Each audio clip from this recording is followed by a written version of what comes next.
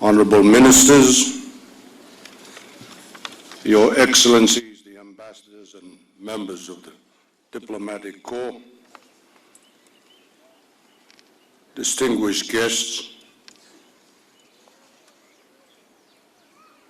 family members, ladies and gentlemen. Good morning, Nisam Bulavinaka, Assalamu alaikum, Namaste.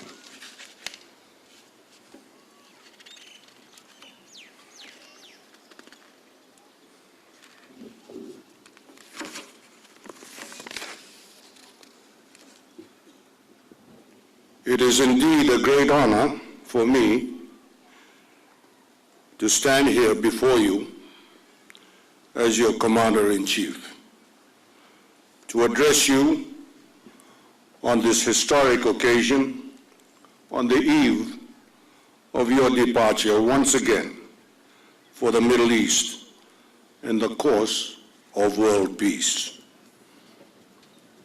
Our country has once again heeded the call of the United Nations. Hence, your deployment to assist the United Nations Disengagement Force, UNDOF, in Syria at the Golan Heights. Deployments into the Middle East are not new to the RFMF.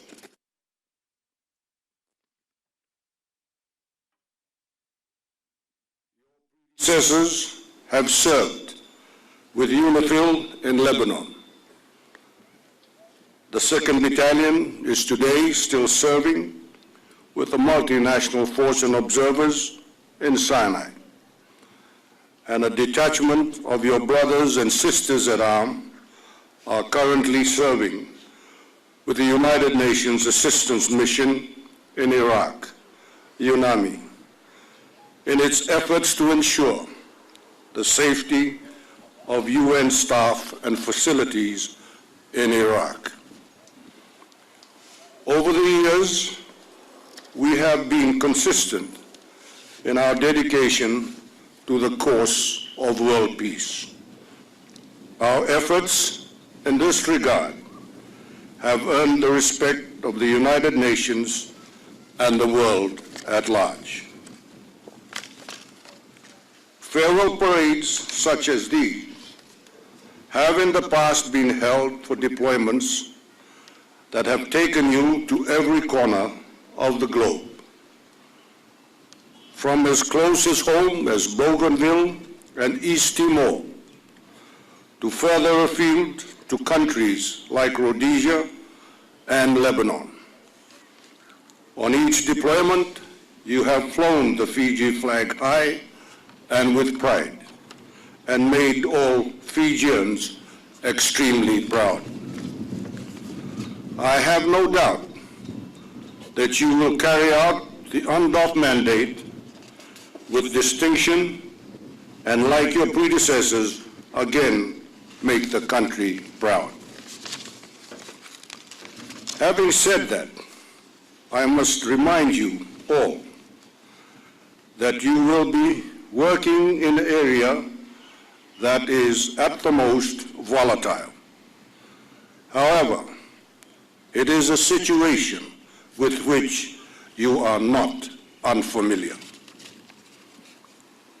The situation calls for dedication, teamwork, and courage, and the highest levels of discipline, both regimental and personal.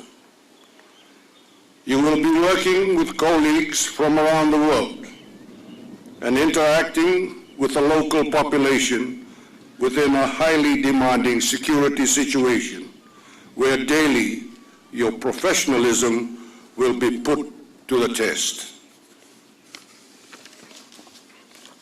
We have always risen to the occasion and earned the respect of those around us.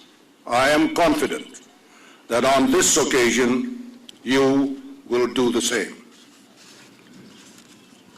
Your government has always remained steadfast in regards to Fiji's commitment to bring peace through the efforts of the United Nations to the regions of the world that crave for it. The tireless efforts of the various government ministries and agencies, in particular that of the permanent representative of Fiji at the United Nations and his staff, have enabled our continued participation in U.S. peacekeeping operations.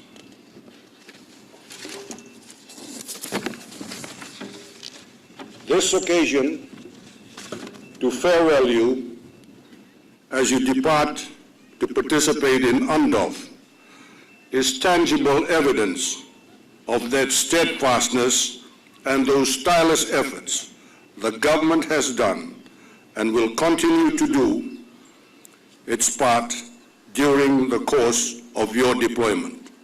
It is now time for you to do your part.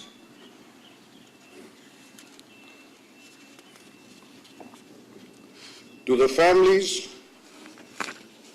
the country acknowledges your dedication, your support, and your sacrifice.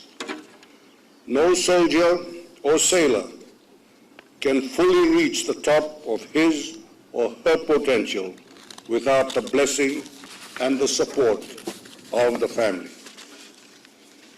On this deployment, your loved ones may be away from home for a year or so. Your strength in keeping the home base safe and secure will contribute in a big way to the success of our troops on deployment. It is heartening for me to see you turn out in great numbers today to farewell our soldiers. This is a reassuring sign of your support.